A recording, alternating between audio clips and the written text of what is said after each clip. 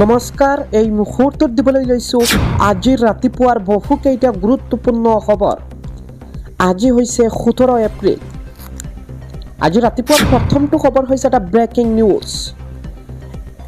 আজি 17 এপ্ৰিলত ঘোষণা নহয় উচ্চতৰ মাধ্যমিক চূড়ান্ত পৰীক্ষাৰ ফলাফল। সামাজিক মাধ্যমত চৰ্চিত উৰা বাতৰিক লৈ স্পষ্টীকৰণ শিক্ষা বিভাগৰ। আমি এই মুহূৰ্তত জনাই আছোঁ ৰাজ্যৰ শিক্ষামন্ত্ৰী ৰণোজ পেগুৱে ইতিমধ্যে এনেদৰে সামাজিক মাধ্যমত ঘোষণা কৰিছে আজি উচ্চতৰ মাধ্যমিক অৰ্থাৎ দ্বাদশ শ্ৰেণীৰ ফলাফল ঘোষণা কৰা নহয়। ৰাতিপুৱাৰ পৰৱৰ্তী খবৰটো হৈছে পশ্চিমবংগত ডক্টৰ হিমন্ত বিশ্ব শৰ্মাৰ গৰ্জন। পশ্চিমবংগত বাবৰি মছজিদ নহয়, হ'ব লাগে ৰাম আৰু কৃষ্ণৰ মন্দিৰ। বাবৰি মছজিদ নিৰ্মাণ কৰিবলৈ পশ্চিমবংগ কাৰো পৈতৃক সম্পত্তি নহয়। পশ্চিমবংগ কাৰো পৈতৃক সম্পত্তি নহয়। এয়া হৈছে ৰবীন্দ্ৰনাথ ঠাকুৰৰ দেশ। ৰবীন্দ্ৰনাথ ঠাকুৰৰ পবিত্ৰ ভূমিত বিদেশী আক্ৰমণকাৰী বাবৰৰ স্থান নাই। উত্তৰ প্ৰদেশত এতিয়া কোনোবাই বাবৰি মছজিদৰ কথা ক'বলৈ সাহস কৰিব নেকি? অসমত সাম্প্ৰদায়িক মন্তব্য কৰিলে পোনচাতেই পঠোৱা হ'ব জেললৈ। অসমত বিজেপি চৰকাৰ থকাৰ বাবে কোনোবাই এনে মন্তব্য কৰিবলৈ সাহস নকৰে। বাংলাদেশী মুছলমানে হিন্দুৰ অস্তিত্ব নাইকিয়া কৰিবলৈ চলাইছে ষড়যন্ত্ৰ। হিন্দু সংস্কৃতি ৰক্ষাৰ বাবে প্ৰতিটো বাংলাদেশীক ভাৰতৰ পৰা খেদি খেদি পঠিয়াব লাগিব। পশ্চিমবংগৰ মাটিত থিয় হৈ বিৰোধীক থোলাদনা ৰাজ্যৰ মুখ্যমন্ত্ৰী ডক্টৰ হিমন্ত বিশ্ব শৰ্মা। ৰাতিপুৱাৰ পৰৱৰ্তী খবৰটো হৈছে উত্তৰ পূৰ্বাঞ্চল হজ যাত্ৰীৰ অভ্যৰ্থনা সমিতিৰ সকলো প্ৰস্তুতি সম্পূৰ্ণ। এইবেলি উত্তৰ পূৰ্বাঞ্চলৰ পৰা পবিত্ৰ হজলৈ যাব মুঠ 2569 গৰাকী হজ যাত্ৰী। মুঠ যাত্ৰীৰ ভিতৰত আছে 1763 গৰাকী পুৰুষ আৰু 806 গৰাকী আছে মহিলা। কেন্দ্ৰীয় চৰকাৰৰ নিৰ্দেশনা কাইলৈৰ পৰা আৰম্ভ হ'ব হজ যাত্ৰা। পুনৰবাৰ জনাই আছোঁ কাইলৈ ৰাতিপুৱা 7 বজাত গুৱাহাটীৰ পৰা 300 গৰাকী যাত্ৰীয়ে আৰম্ভ কৰিব হজ যাত্ৰা।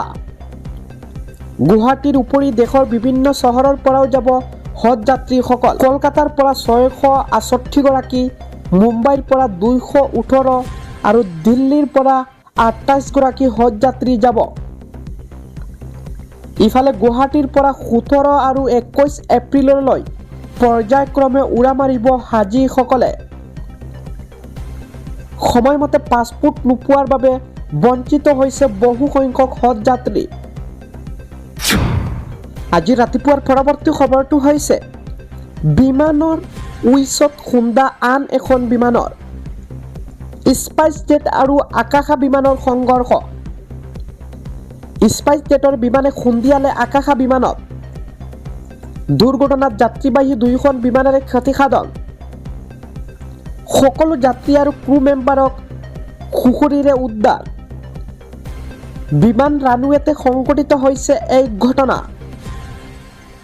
দিল্লীৰ পৰা হায়দৰাবাদলৈ উৰিবলগীয়া আকাশাৰ বিমানখন। দিল্লী বিমানবন্দৰত এই ভয়ংকৰ অঘটন সংঘটিত হৈছে। আজি ৰাতিপুৱাৰ পৰৱৰ্তী খবৰটো হৈছে সদ্যঘোষিত CBSE বোৰ্ডৰ 10ম শ্ৰেণীৰ পৰীক্ষাৰ ফলাফল ঘোষণা কৰা হৈছে আৰু ইতিমধ্যে মই আহি উপস্থিত হৈছোঁ ডবকাৰ NRI পাব্লিক স্কুলত। মোৰ সৈতে দুগৰাকী ছাত্ৰ আছে, আমি তেখেতৰ পৰা পোনে জানিম। আপোনাক স্বাগতম জনাইছোঁ মিডিল অসমলৈ। আপোনালোকৰ ৰিজাল্ট ঘোষণা কৰা হৈছে, কিমান পাৰ্চেণ্টেজ হৈছে আৰু কি ক'ব বিচাৰে? First of all, thank you for your congratulations. I have secured 93%. I would like to thank my teachers and my parents who have supported me, and I am very nervous and very thankful for this percentage I have secured. তো আপোনাৰ good নেমটো কি আছিল? Parvez Abdullah Barbaya. আৰু 93% হৈছে। আচ্ছা, আপোনাৰ পিতৃ আছেনে নাই? আচ্ছা, পিতৃ তেখেত আছে লগত। যিহেতু আপোনাৰ ল'ৰাই দেখিবলৈ পোৱা গৈছে ইতিমধ্যে CBSE বোৰ্ডত ৰিজাল্ট 93% কৰিছে। আপোনাৰ অনুভৱটো কেনেকুৱা, কি ক'ব বিচাৰে? মোৰ অনুভৱ খুব ভালোই হয়েছে হ্যাঁ আর স্কুলের ডিরেক্টর মহোদয়া চেয়ারম্যান মহোদয় বা আমার প্রিন্সিপাল স্যারের অশেষ চেষ্টাত এই আশা পূর্ণ হয়েছে ধন্যবাদ জ্ঞাপন কৰিছোঁ মোৰ সৈতে আন এগৰাকী ছাত্ৰ আছে আৰু পিতৃ আছে মই তেখেতৰ পৰা জানিম ফাৰ্ষ্ট দেউতাকৰ পৰা জানিব বিচাৰিছোঁ যিহেতু ল'ৰা ইতিমধ্যে 91% কৰিছে ডবকা NRIৰ পৰা কি ক'ব বিচাৰে ফাৰ্ষ্ট অফ আলহামদুলিল্লাহ সি চেষ্টা কৰিছে আৰু তাৰ শিক্ষক শিক্ষয়িত্ৰী সকলেও সহায় সহযোগিতা আগবঢ়াইছে তেখেতসকলক ধন্যবাদ দিছোঁ আপোনাৰ নামটো কি আছিল কি ক'ব বিচাৰে যিহেতু আপোনাৰ নিচিনা বহুত আছে বৰ্তমান সময়ত ৰেডি হৈ আছে হাইস্কুল শিক্ষান্ত পৰীক্ষা দিব এইসকলক আপুনি কি ক'ব লগতে আপোনাৰ নামটো জনাই first of all my name is Abidur Rahman মই তিনিটা কথা মানে ক'বলৈ গৈছোঁ যে ফাৰ্ষ্ট অফ অল আল্লাহৰ ওপৰত ভৰসা লাগিব আৰু ছেকেণ্ড কনচিষ্টেঞ্চি থাৰ্ড পেৰেণ্টছৰ আৰু টিচাৰ্ছৰ মানে দুৱাটো লাগিব দুৱাটো মেইন এইটো মোক ক'বলৈ তিনিটা মানে বস্তুটো লাগিব এনেই আপুনি কিতাপৰ লগত কিমান সময় জড়িত হৈ আছিলা মই 7 to 8 আৱাৰ্ছ মই পঢ়িছোঁ অনাগত দিনত যিসকল ছাত্ৰ ছাত্ৰীয়ে পৰীক্ষা দিব সেইসকলক কি ক'বা মই মানে ষ্ট্ৰেছটো ল'বলৈ নালাগে মানে ফ্ৰী ৰিলেক্স মাইণ্ডত দিব আৰু যি হ'ব আল্লাহৰ ওপৰত ভৰসা এইটো মানে আপোনাৰ পাৰ্চেণ্টেজ 91 হৈছে এয়া হৈছে ডবকা NRI স্কুল আৰু বৰ্তমান সময়ত আনন্দ উল্লাস আমি পোনপটীয়াকৈ মিডিল অসমৰ দৰ্শকসকলক বৰ্তমানৰ পৰিৱেশসমূহ দেখুৱাই ল'বলৈ লৈছোঁ এয়া প্ৰত্যক্ষ কৰক CBSE বৰ্ডৰ আপোনাৰ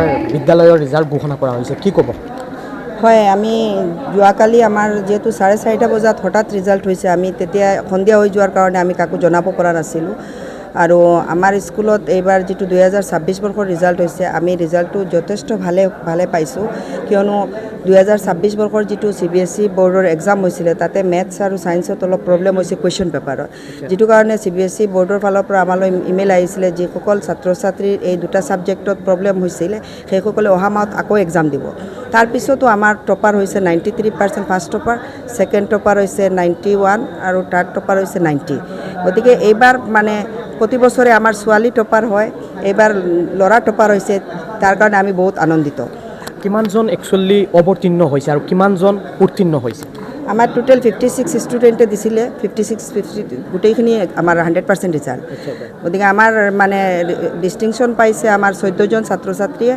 আৰু ষ্টাৰ পাইছে 14জন ছাত্ৰ ছাত্ৰীয়ে আৰু লেটাৰ হৈছে 100টা টোটেল বৰ্তমান সময়ত আপোনাৰ যিখন NRI পাব্লিক স্কুল সেইখনত এডমিশ্যন অপেন চলি আছে নেকি হয় আমাৰ এতিয়া এডমিশ্যনটো সৰু ক্লাছৰ পৰাই চলি আছে কিন্তু ক্লাছ 11ৰ যেহেতু সেৱা বৰ্ডৰ ৰিজাল্ট আগত হৈছে আমাৰ এডমিশ্যন আৰ্টছত আৰু সায়েন্সত চলি আছে আৰু এতিয়া যেহেতু CBSEৰ যোৱাকালি ৰিজাল্ট হৈছে আমাৰ ষ্টুডেণ্ট বা বেলেগ ডিষ্ট্ৰিক্টৰ পৰাও আহে আমাৰ স্কুলত গোটেই স্কুলৰ এডমিশ্যনটো আৰম্ভ হৈ গৈছে যেহেতু অহা এই মাহৰে আমি 27ৰ পৰা ক্লাছ ষ্টাৰ্ট আৰম্ভ কৰিম তো যোগাযোগ কৰিবৰ বাবে স্ক্ৰীনত থকা নম্বৰত যোগাযোগ কৰিব পাৰিব হয় স্কুল স্ক্ৰীনত থকা নম্বৰত যোগাযোগ কৰিলে আপোনালোকে স্কুল অফিচ নম্বৰ থাকিব